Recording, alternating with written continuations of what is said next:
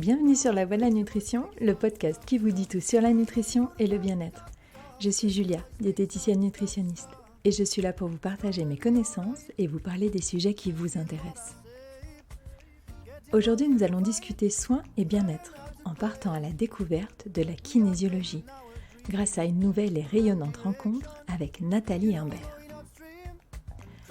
Nathalie est kinésiologue depuis 13 ans. Comme elle nous l'expliquera, cette discipline qui est née de l'ostéopathie et qui traite les blocages du corps et de l'esprit peut se révéler surprenante dans le traitement des douleurs et d'un mal-être général. Je remercie encore Nathalie pour ce moment plein de bienveillance et de rayonnance. Si vous souhaitez en savoir plus, vous retrouverez ses coordonnées dans les notes du podcast. Je vous souhaite une bonne écoute.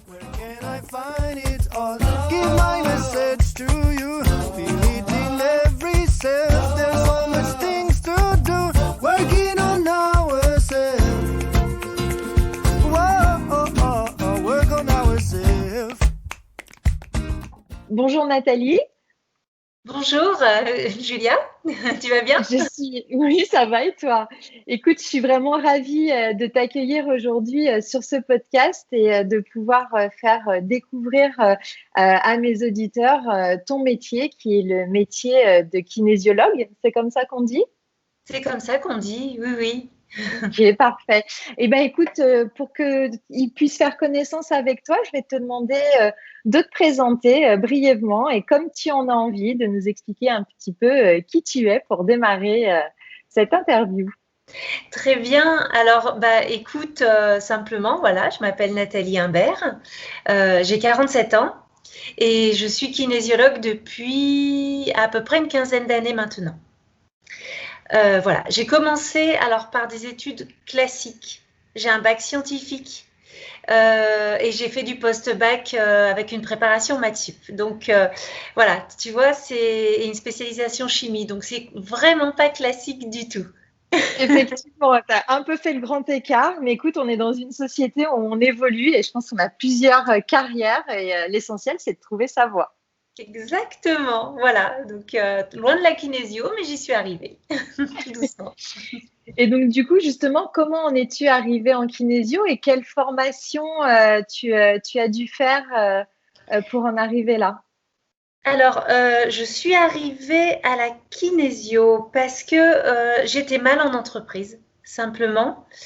C'était pas mon domaine, c'était pas ma passion. J'ai suivi des études un peu comme tout le monde à la chaîne. Je me suis retrouvée chimiste et j'aimais ça, mais j'étais pas fan en fait. Et se lever le matin, c'était compliqué. Du coup, l'univers m'a un peu aidée parce que ça s'est pas super bien passé là où j'étais. Il y a eu des problèmes en entreprise, un peu de harcèlement, tout ça. Et voilà, je me suis posé d'autres questions. Je suis allée travailler un peu sur moi déjà. Et puis j'ai entendu parler de kinésio. Je suis allée faire des séances et ça m'a plu, mais vraiment. Et puis je me suis dit pourquoi pas. Voilà, donc j'ai commencé l'école comme ça. Ouais, c'est toujours un parcours de vie qui nous amène là où on est en règle générale. Et du coup, l'école de kinésio, c'est sur combien de temps? Alors, ça dépend de toi, ça dépend de la personne, parce que l'école de kinésio, en fait, tu l'intègres, les cours sont souvent les week-ends, parce qu'il y a beaucoup de gens qui font les deux. Moi, je faisais les deux. J'allais travailler la semaine, j'étais en cours le week-end. Et voilà, selon tes dispos, tu peux le faire au minimum en 3 ans. Ça peut aller jusqu'à 5, voire plus. D'accord, ok, ouais, donc c'est une vraie passion, quoi. Hein. Quand tu t'y mets, voilà, c'est ok. Ouais, faut y aller. Ok, et puis du coup, alors, est-ce que tu peux nous expliquer ce qu'est la kinésiologie? Alors, brièvement, oui. La kinésiologie, d'abord, c'est des ostéopathes qui ont créé la kinésiologie. Ça s'est fait dans les années 60 aux États-Unis. C'était un monsieur qui était ostéopathe, mais je me souviens plus son nom là maintenant, là je peux pas te le dire. Il avait très très mal, il a eu des gros soucis et son ostéopathe ne lui réglait pas ses problèmes en fait. Du coup, il est allé chercher une dimension supérieure, qui est celle de l'émotion, qui est celle de la sensation, aussi de l'énergie. Il s'est rapproché des médecins en acupuncture et il a fait un lien corps, émotion, esprit. Et la kinésio est née comme ça, en fait. Voilà. Globalement, tu as mal, tu vas voir ton ostéopathe, si c'est que physique, c'est OK, ça fonctionne. Si c'est pas que physique, s'il y a une donnée qui est le stress, ou un autre problème sous-jacent, ton corps va continuer de bloquer après la séance d'ostéopathie. Et la kinésio est là pour ça. Voilà. Ouais, donc du coup, en fait, tu travailles vraiment sur multicouches, quoi. Tu es multifactoriel, tu prends tout en charge. On pourrait dire le corps, l'âme et l'esprit, en fait. Normalement, c'est ça, oui. Sacré boulot. Ça fait du boulot, mais c'est ce qui fait l'intérêt comparé à... Enfin bon, il faut aimer le domaine humain, mais voilà, c'est beau. Tout thérapeute, oui, effectivement. Ouais. C'est un métier qui demande beaucoup, mais où je suppose que tu dois recevoir aussi. Oui. Et alors, je pense que comme toute pratique de soins, je pense que la kinésiologie tient beaucoup aussi aux thérapeutes qui la pratiquent. Est-ce que toi, tu l'abordes d'une certaine façon? Est-ce que ta petite touche à toi, qu'est-ce que ce serait? Ah, tu me cherches. Oui, alors, bien sûr, je l'aborde à ma façon. D'autant plus que dans le cursus kinésio, on a 2 ans fixes où on est obligé de passer par là parce que c'est les bases. Et puis, après, on peut choisir, en fait, des domaines. Donc, tu verras aucun kinésio semblable à l'autre. Et alors moi, ma petite particularité que j'avais un peu occultée quand j'étais dans mon domaine scientifique, c'est d'avoir quand même une sensibilité, voire une médiumnité assez prononcée. Du coup, instinctivement, mon écoute, mon empathie fait que j'ai les infos très, très, très, très vite. Du coup, je me suis beaucoup intéressée au domaine de l'énergie, de la spiritualité, du sacré. Et j'aime bien ramener la personne au sacré avant de l'ouvrir vers autre chose. Donc voilà, ma petite touche à moi, c'est des fois de titiller un petit peu pour aller chercher vraiment ce qui pique.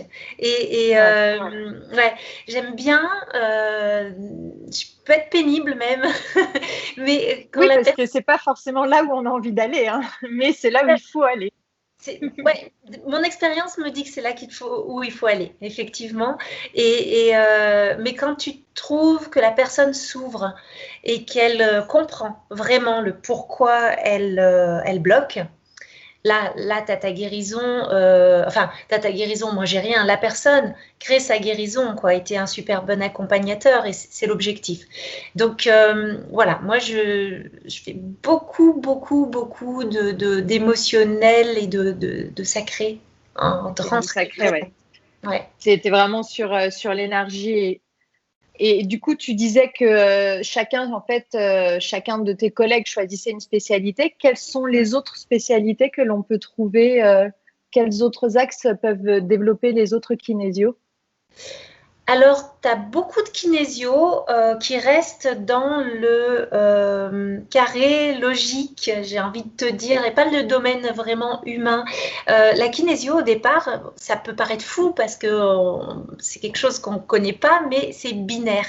Parce que c'est basé sur un test musculaire et ton muscle, il va te dire oui ou il va te dire non. Il ne dit pas peut-être. Donc, du coup, c'est une méthode extrêmement appréciée des personnes qui doutent un petit peu des domaines énergétiques ou différents. En tant que thérapeute, elle attire des personnes assez logiques, en fait, voire dans le mental. Et beaucoup choisissent des domaines comme le touch, ça s'appelle, ou le brain gym, ça c'est très très utilisé avec les enfants, où on va relier le cerveau, la logique du cerveau et faire intégrer au cerveau des nouvelles notions par des exercices physiques de gym en utilisant la capacité moteur. en fait, en utilisant la capacité du corps à intégrer, mais par le mouvement. Voilà, c'est vrai. Au départ, c'est quand même ça, la kinésio, l'apprentissage par le mouvement. Et c'est pour ça, c'est tellement vaste. Alors, tu as ceux qui vont utiliser ça, tu as ceux qui vont utiliser vraiment la pure médecine chinoise. Tu peux tout tester avec ce test musculaire. Donc, c'est ça qui est joyeux, en fait. C'est formidable. Ah oui, oui, c'est top. Du coup, ça s'adapte à beaucoup de patients, mais il faut que le patient tombe sur le bon kinésio, en fait, par rapport à ce dont lui a besoin. Donc, il ne faut pas hésiter à chercher, quoi. Il faut avoir le feeling avec le thérapeute, quoi. Exactement. Je pense que c'est primordial dans le thérapeute et dans la technique du thérapeute. Ok. Et alors, du coup, est-ce que tu arriverais à nous expliquer un petit peu comment se déroule une séance pour que les gens arrivent un petit peu à se projeter parce que bon, l'inconnu fait toujours un petit peu peur et peut-être voilà, leur dire comment ça pourrait se dérouler. Alors, peut-être dans ta pratique à toi, hein, bien sûr, on a bien compris que chacun était différent, mais puis peut-être aussi nous dire ce qu'ils peuvent en attendre. Ouais. Alors, je ne vais pas les rassurer du tout parce que moi, je suis super freelance, freestyle, tu vois. La personne arrive, je sais pas qui arrive, je sais pas comment elle arrive, avec quoi elle arrive, ce qu'elle vient chercher. Et du coup, je me mets vraiment au neutre. J'attends rien et j'écoute surtout. Alors, techniquement, voilà, elle arrive, elle s'installe. Moi, je lui demande très vite d'aller sur la table. Hein, c'est une table comme une table d'ostéopathie. On reste habillé en kinésio et je lui demande sa problématique, simplement. Qu'est-ce qui vous amène? Je suis pas très, très protocolaire. C'était un petit peu des fois difficile à l'école de kinésio parce que j'étais pas très, très protocolaire. J'imagine. Mais cette espèce de dîner fait qu'on touche tout de suite la sensation de la personne. Moi, je suis très à l'aise. Je ne veux pas la mettre dans un cadre ou dans quelque chose qui va la coller, qui va me mettre mal à l'aise parce que je vais sentir que je n'arrive pas à la mettre là-dedans. Du coup, je reste complètement open et vraiment, je lui demande, voilà, qu'est-ce que je peux faire pour vous? Qu'est-ce que vous attendez de la séance? Et après, je m'installe avec mon test musculaire. Mon test musculaire va me permettre de savoir si je dois travailler dans l'émotionnel, si je dois travailler dans le mental, si je dois travailler dans de la structure, si je dois du faire vraiment dans du corporel, hein, parce que j'ai appris un peu les bases d'ostéopathie aussi. Du coup, je me mélange un peu tout ça. Et je me fie à mon test et à ce que je sens, ressens et à ce que la personne me donne et m'ouvre. Et je vais me caler là-dedans. Et du coup, cette séance va se construire, en fait, au fur et à mesure, comme une relation. Et c'est comme ça que, pour moi, me concernant, vraiment, c'est comme ça que les choses se font et se font bien.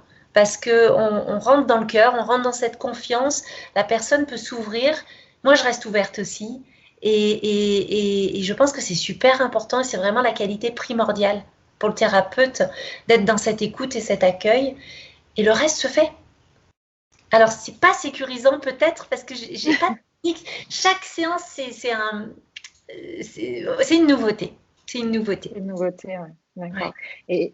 Et du coup, est-ce que, parce que là tout à l'heure on parlait de trouver le bon kinésio, le bon thérapeute qui nous correspond, est-ce que tu peux dire une moyenne de séances, c'est 1, 2, 3 séances pour se dire ok, là on n'avance pas, donc du coup on arrête ou alors après c'est peut-être une question qui est hors cadre en fait, qui peut pas s'appliquer à ça.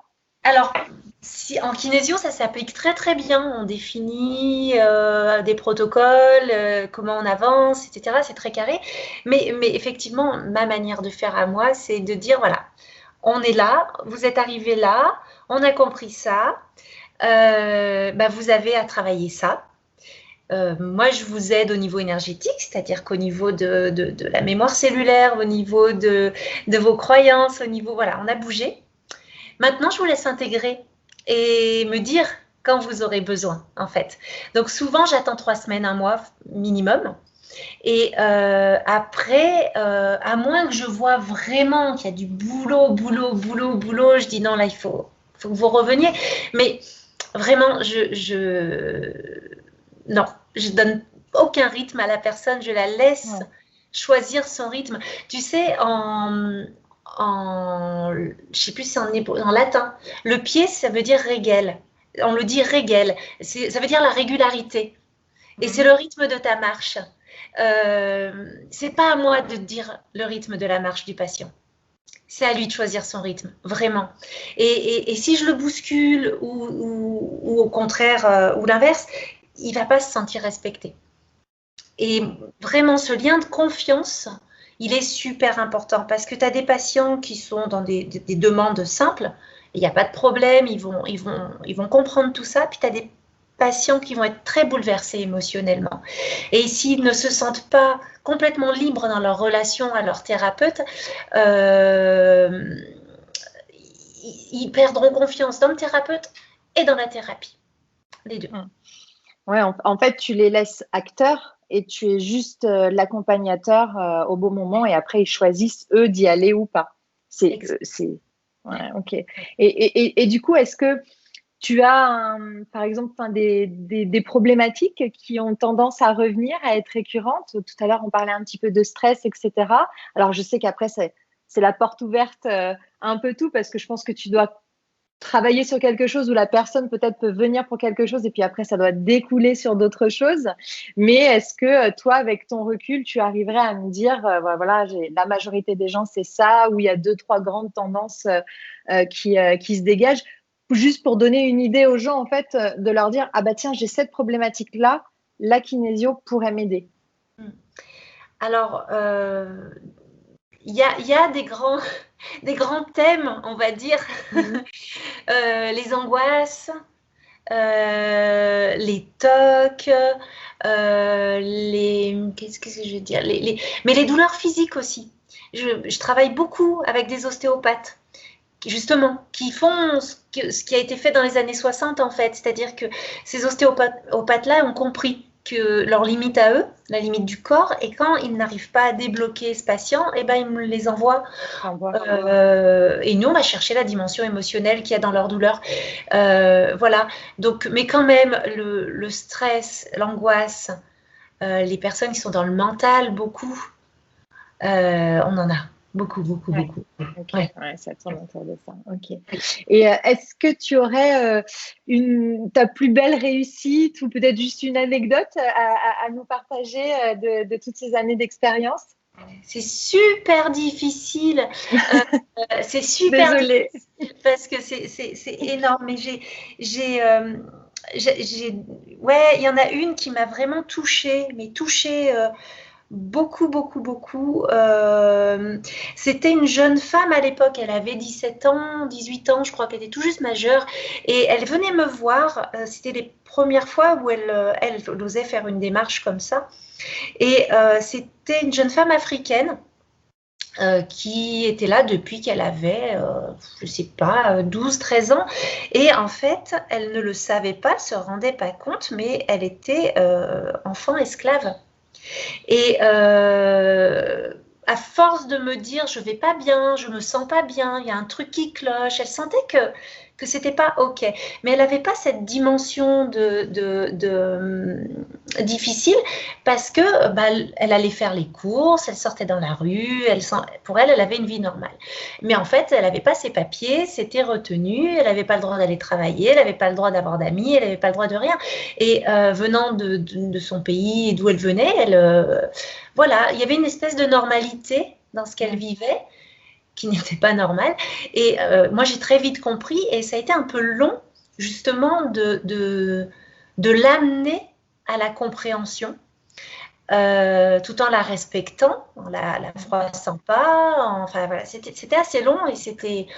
Wow, enfin, c'était challengeant émotionnellement de la voir et de se dire non, c'est pas le moment, non, c'est pas le moment, non, c'est pas le moment, quoi. Il faut rester ancré, hein.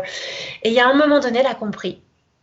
Et quand elle a compris, elle m'a dit, mais vous le saviez depuis longtemps? Je lui ai dit oui. Et elle a décidé. Et ce jour-là, elle a décidé, elle a trouvé le courage, la force, etc. Elle est rentrée chez elle. Elle a attendu que c'était son oncle, hein, qu'il soit plus là. Elle est allée chercher ses papiers, elle est partie. Et elle est partie pour la Suisse et voilà, elle a fait des études derrière d'infirmière et elle est toujours infirmière en Suisse et elle va très bien.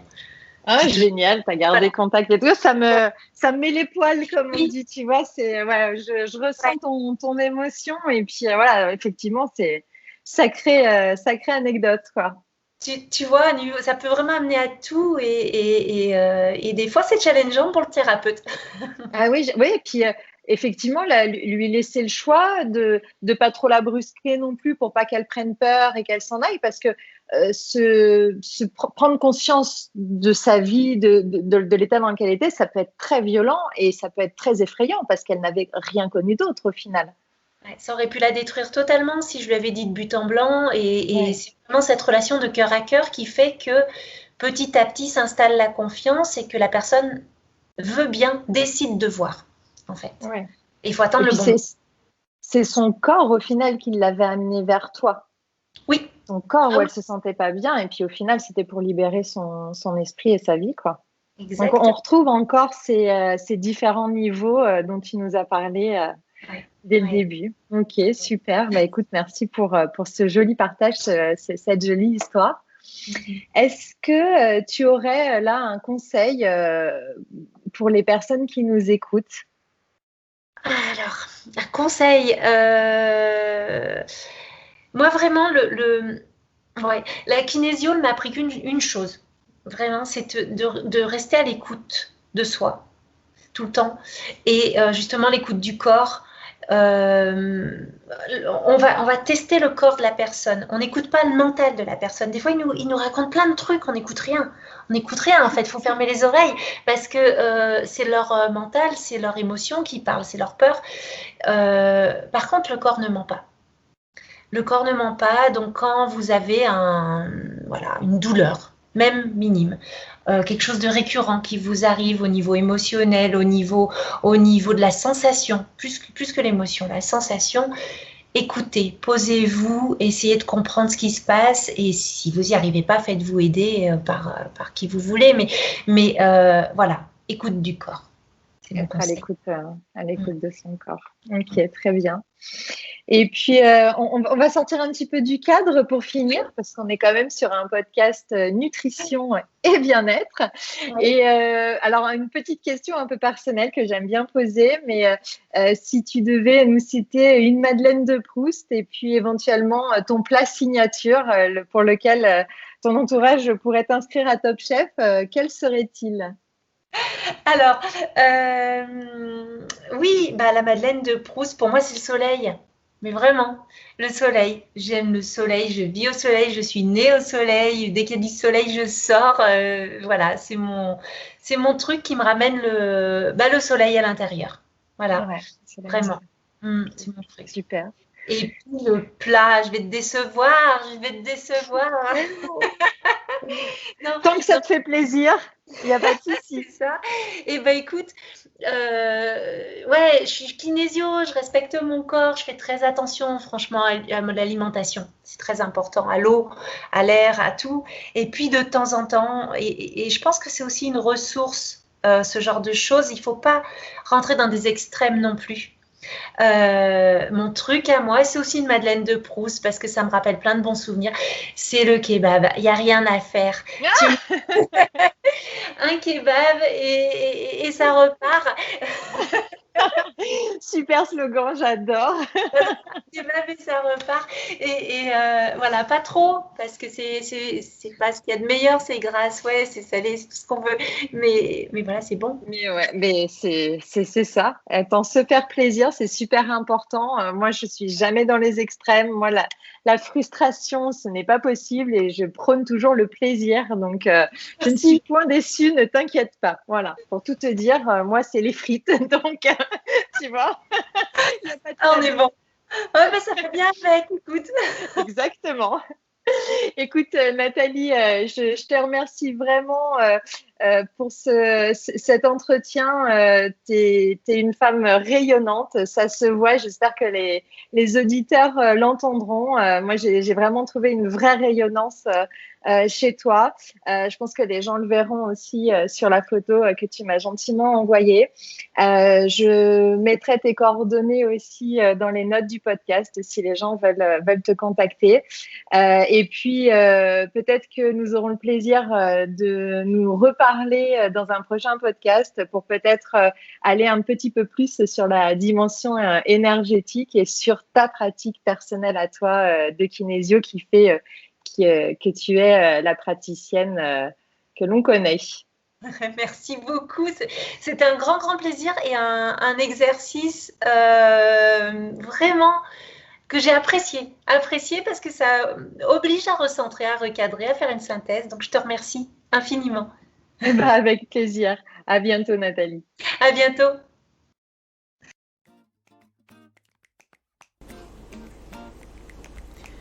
S'achève pour aujourd'hui notre rencontre avec Nathalie et j'espère que vous aurez, comme toujours, appris des choses. Je vous dis à jeudi prochain. Prenez soin de vous. It's gonna be alright. Feel what I say. Get involved in the fight. Learn how to play. We have faith in our dreams and direction. You know we're going upstream and cross the ocean.